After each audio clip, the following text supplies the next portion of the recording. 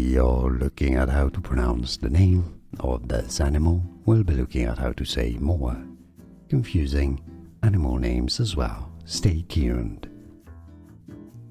Civet, both British and American English pronunciations are similar here. Civet, stress on the first syllable, 2 syllables. Civet.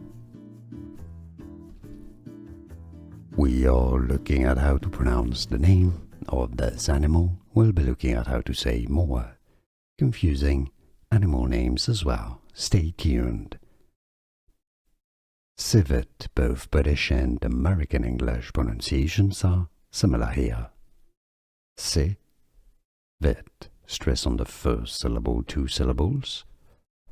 Civet. Here are more videos on how to pronounce more confusing words and names too many mispronounced. Like this video if you found it useful. I appreciate your support. I'll see you soon and thanks for watching.